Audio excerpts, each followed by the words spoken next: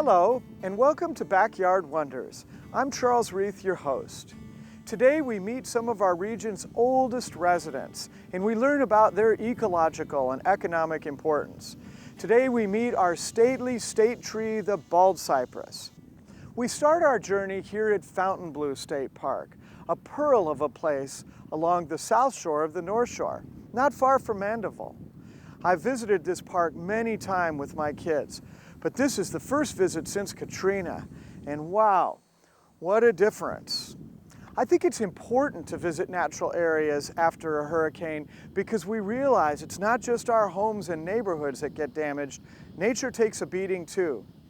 But if we look around here, we'll see that some of the trees, particularly the live oaks and the baldcypresses, stood up to the fury of nature without damage. Landscape architects and developers would do very well to include these trees, to emphasize them in the design and development of neighborhoods, where they can stand like sentinels over the rooftops of our homes, protecting our homes, our streets, and our power lines from the fury of future storms. So let's go take a closer look at some of the baldcypress here at Fontainebleau and learn about its distinctive features.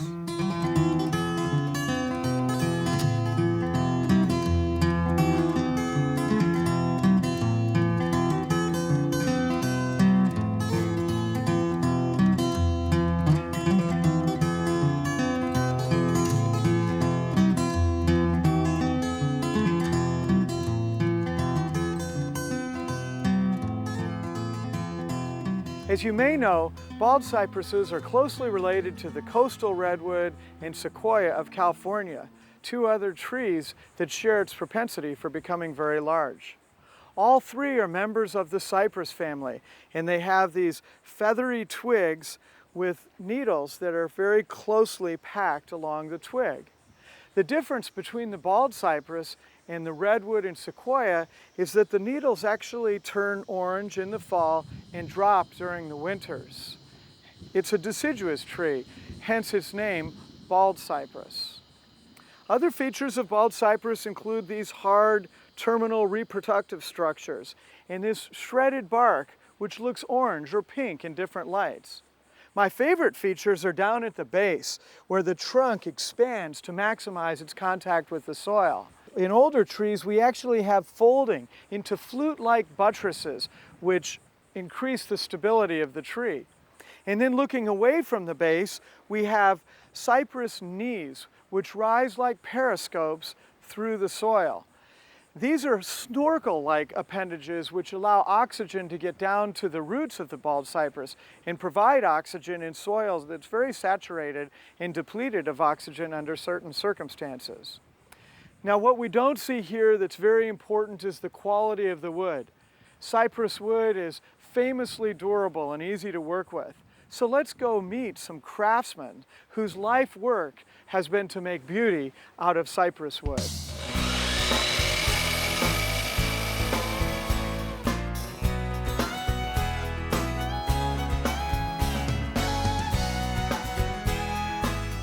We've seen that cypress forests are very beautiful and they're ecologically important to our state. In the hands of a craftsman, cypress wood is also beautiful and it's an economic asset to our state.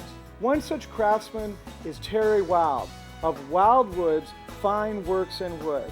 Here we are at Terry's shop. Terry, tell us a little bit about what you do here. Well, I do a variety of things, Charles. I build custom furniture, a lot of it made of cypress. We build beautiful cabinetry, handcrafted cabinetry. We do solid wood doors, plantation shutters, staircases. We restore and repair fine furniture and antiques, as well as many other custom woodworking products. Now, I know you work with many kinds of wood. How does cypress compare? What are its virtues?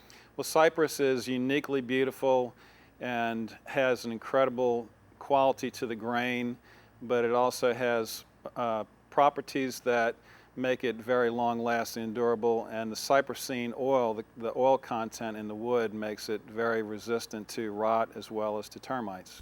I've heard because of the durability of cypress, it's not always fashioned out of fresh cut lumber. Do you actually receive cypress from other uses and recycle it, if you will? Yeah, one of my favorite things to do is to use reclaimed lumber, wood that came from old buildings and houses that were torn down, and take this wood and clean it up and turn it into furniture and cabinetry. Well, Terry's shop is full of treasures, but my favorite part is Terry's office. It has all the beautiful faces of Cypress in one place. Can you give us a look around your office? Sure, I'd love to. This desk right here is an example of antique reclaimed cypress, which comes from old buildings or houses that were torn down. You can see by the frequent holes, these are actual nail holes where the wood used to be nailed to the building. We get this wood after it's been salvaged. We denail the lumber and metal detect it to make sure that we have pulled all the fragments of the nails out, and then the wood goes through the different machining processes that we use to make the piece of furniture. This roll-top desk is also an example of antique cypress. It does not have the nail holes that you saw in the previous piece, but it is the same type of wood. It has just been selected to be free of nail holes or knots to exhibit a clear grade of this antique lumber. This desktop is a further example of cypress. This wood is actually sinker cypress, which comes from cypress trees that, for one reason or another, fell down or got knocked down and submerged underwater. The tree or the log, when it is submerged, is timelessly preserved, and depending upon where the log fell and is lying underwater will affect the coloration that comes out in the wood. If the log is laying in a very heavy mineralized mud base, it can tend to turn colors of green and brown and chocolate, even purple sometimes. If it's in a fast-moving stream or current, in a sand bottom base, for example, the wood might be more reddish or golden or honey colored. So the different colors of the wood is one of the main reasons that people love it. It's very exotic looking. The cabinets that you see here are made from antique cypress as well. This particular wood came from a 100-year-old barn that was torn down in a little town of Springfield just west of Ponchatoula. And this wood is probably somewhere in the neighborhood of 2,000 to 3,000 year old wood. It came from the giant cypress trees that line the coastline of Lake Maurepas and the surrounding areas. And the store frame that you see right here is Pecky cypress. Pecky cypress has these pock marks that make it kind of look like Swiss cheese. These marks or holes in the wood are actually a form of fungus that grows in a tree, and these pock marks can be very uniform in appearance sometimes, which gives it a really unique character.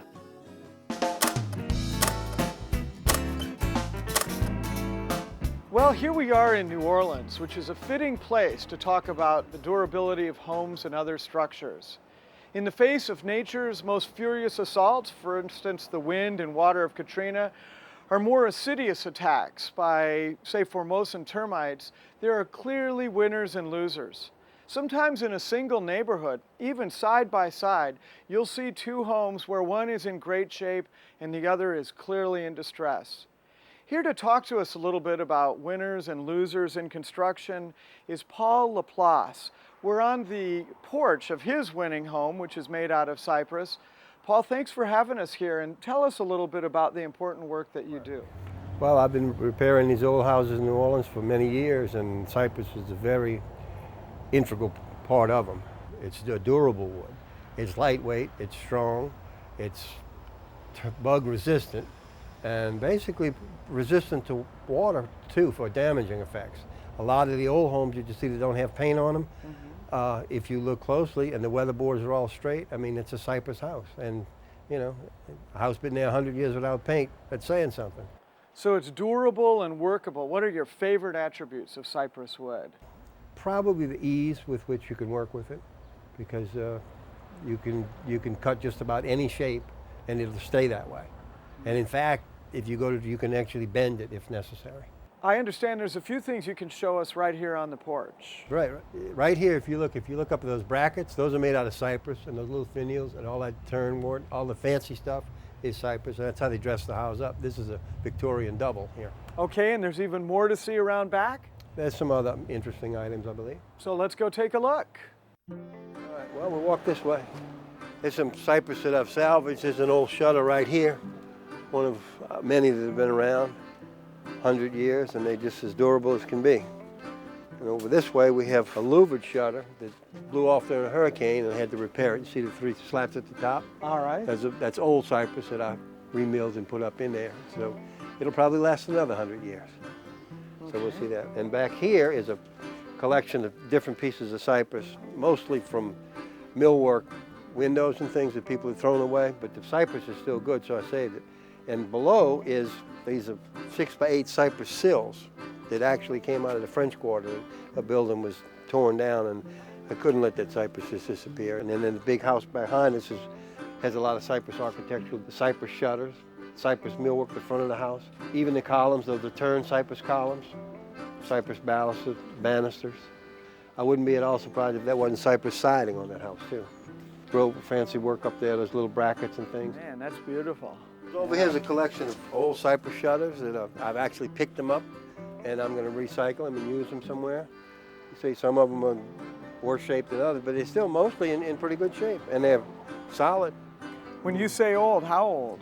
Oh, they're every bit of 100 years old. Wow, amazing. I don't think any of these, and there may be a new one in there, but I don't think so. And look, it still works.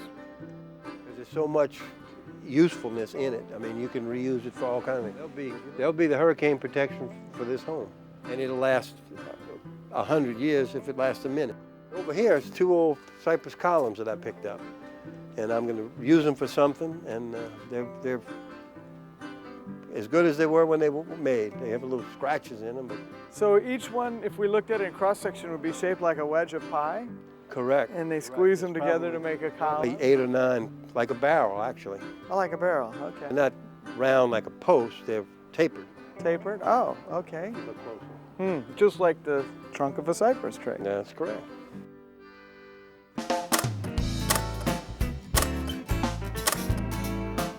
Here we are at the Barataria unit of Jean Lafitte National Park.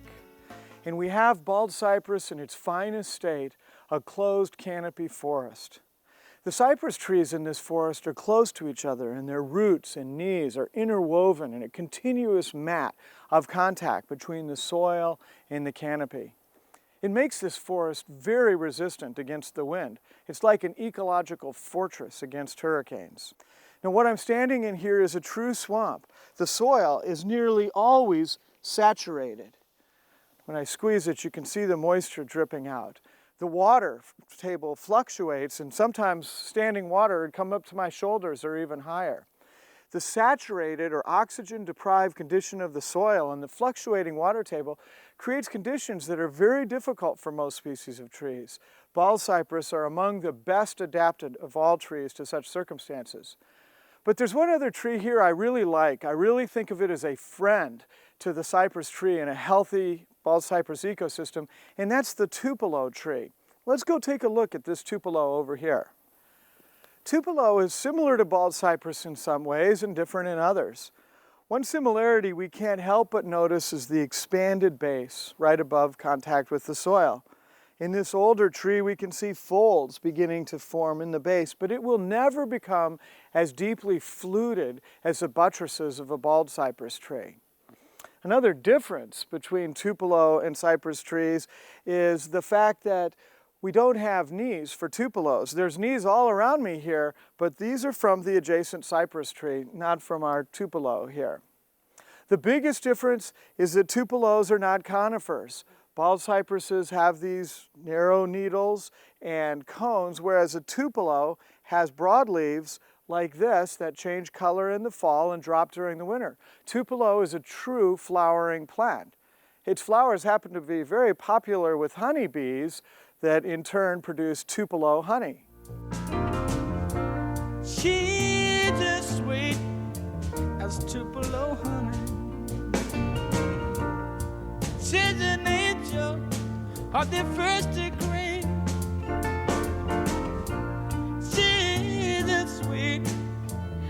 the sweet as Tupelo honey, just like honey, baby, from the bee. Well, we've seen some very beautiful and healthy baldcypress forests here at Jean Lafitte National Park. But it's important to remember that what we see today is just a shadow of the stately forests that grew here before the loggers came. To remind us of how big the trees used to be, we have a lone relic, a giant cypress behind me here at Jean Lafitte. Can you imagine a whole forest of trees of that stature? As big as that tree is, I can take you to see even bigger ones, including the largest baldcypress in the world. It's not a particularly healthy forest ecosystem, but it's definitely worth the trip to Cat Island National Wildlife Refuge. Here I am at Cat Island National Wildlife Refuge, not far from St. Francisville. And behind me is a baldcypress tree that is the largest tree east of the Sierra Nevada. Baldcypresses and their western relatives, redwoods and sequoias, are capable of living a long time and growing very large. The big difference between Louisiana's cypress and the redwoods and sequoias of the West is that the forests of the West have been better protected. And in fact, in national parks in California and Oregon, groves of these trees, of the giants, are visited as cathedral-like testaments to the greatness of trees by tourists from all over the world. Unfortunately, almost all of the old-growth cypress forest of Louisiana has fallen victim to the loggers' saw, and the giants that we see here in Cat Island are few and far between. In the future, we need to protect these forests. We need to restore the environment in which they grow and value the habitat that they will provide to future generations.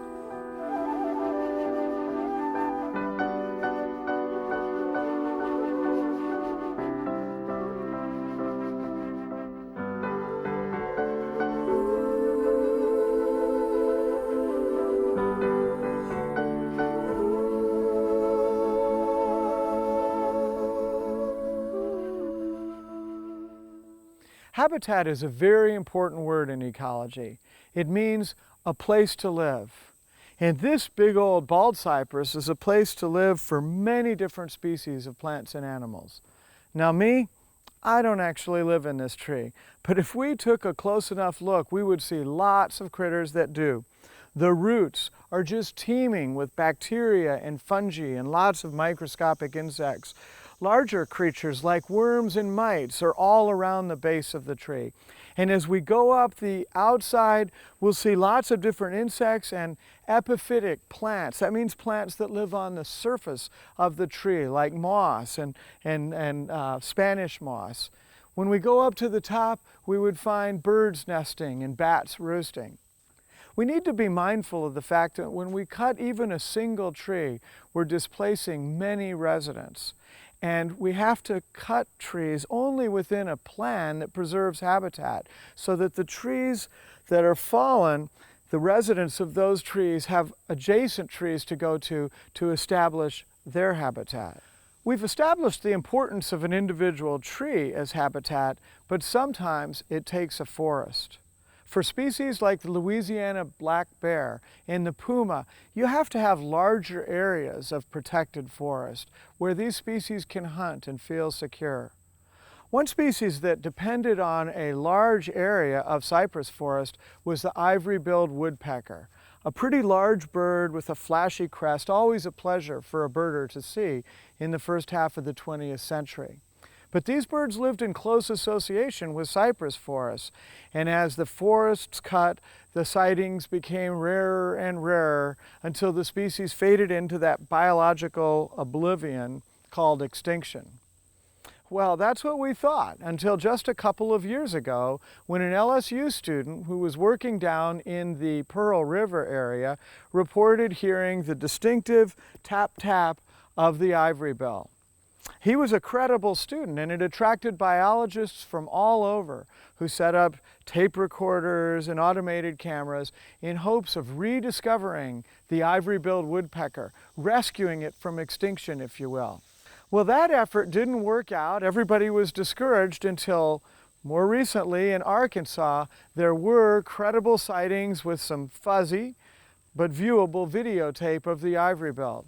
So here we have it. We've rediscovered a bird who lives in close association with the baldcypress that we once thought was extinct. We have a second chance. What are we going to do with it? It's the great God bird down in Arkansas, and the sewing machine, the industrial God in paradise might close from its safe flight flood. It's the great God bird through it. We're back at Fontainebleau State Park, where I'm sitting in the midst of a baldcypress grove that I've always found very scenic.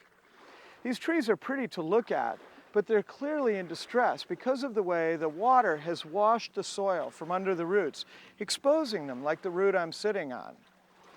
Unfortunately, the distressed state of this grove is symptomatic of the condition of baldcypress forests throughout the South.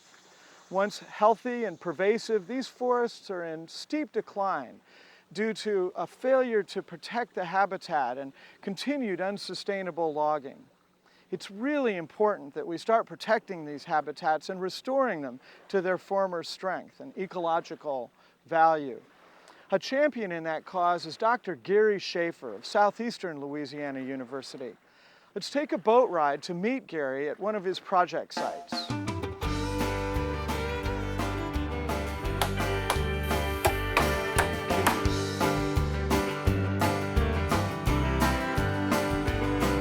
This is the first restoration project ever to go into a swamp.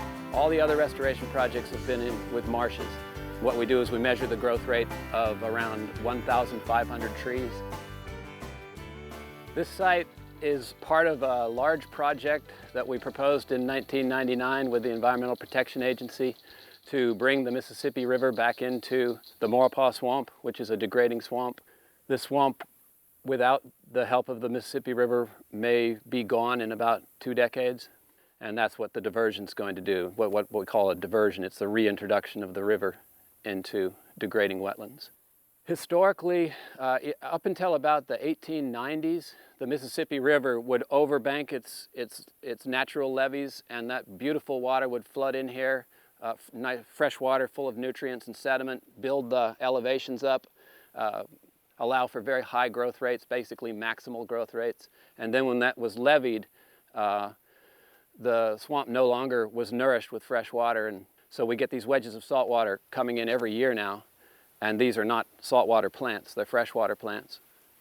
I'm involved in all aspects of what goes on at this site, from the actual monitoring of the health of the system to an experiment that we add sediment and fertilizer to mimic a diversion, or as closely as we can mimic a diversion, to try and get a root response from the cypress to actually increase the level of the soil to help counteract sea level rise, and to try to keep this swamp just above sea level where it can maintain its health and growth.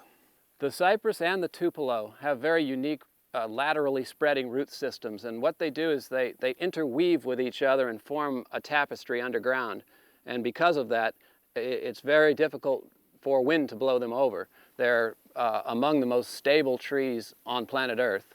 Along with the palms and live oaks, cypress and tupelo are about the hardest trees to blow down. And what we've seen here is that there's a critical amount of wood necessary on a plot for the cypress and tupelo to actually hold the ash and the maple. The mid-story trees here are ash and maple, and in sites that are a little more open than this, we lost up to 100% of our maple and ash because there wasn't quite enough wood biomass of cypress and tupelo.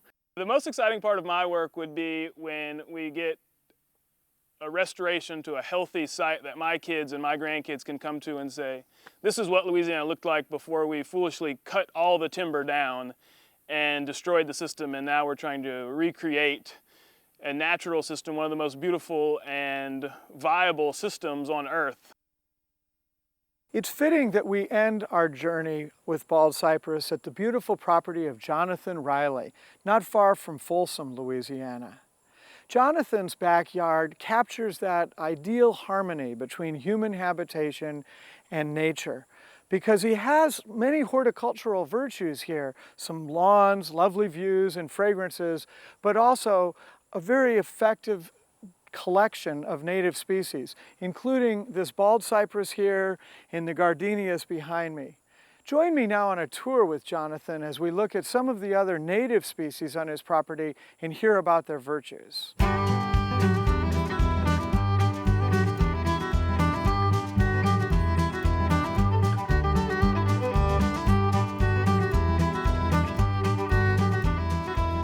I've owned this property about 6 years. It's a 20-acre piece of property and an old farmhouse, a 100-year-old farmhouse here. We've tried to let it go back to its more natural state and quit cutting so much grass and allow even around the pond this edge to develop. As you can see, it's quite prolific and all sorts of stuff is growing up. And it's pretty amazing how fertile an edge this is to the pond. This is another example of what will come up in the fertile edge of a pond if you let it go. And the elderberry has popped up right here. Well, I think we've all heard of elderberry wine. I'm not so sure how many people have actually had elderberry wine, but I think there's some songs about it. To get my berry off the vine, mix up the bed, so mighty, mighty fine. Sitting on that river, baby, drinking elderberry wine. And over here on the southeast corner of the house, we have a very old magnolia tree, very large and tall, provides a great mulching with its leaves. It can be either raked up and put into a compost pile, and it's beautiful shade, protecting the southern part of the house from the hot sun. And it has a beautiful flower, as we're all familiar with the magnolia flower. Another native species to this backyard is the muscadine vine. And it does really well in acid soils, as you can tell, because it's just overtaken this whole trellis here. And it produces a wonderful fruit that you can make muscadine wine from, and muscadine jelly. And it's great for the wildlife. They love eating it as well. It has many purposes, and it's pretty good. It turns purple later on when it really gets more ripe. A little bitter right now. We hope you've enjoyed our journey with the baldcypress and our explorations of its ecological and economic importance to our region. Whether in forests, neighborhoods, or the hands of a master craftsman, baldcypress is so valuable. Nature is full of valuable treasures, which is why it's important to learn as much as we can to protect and restore our natural heritage. Thank you for joining us on Backyard Wonders, where we explore the flora and fauna of the Florida parishes. I'm your host, Charles Reeve.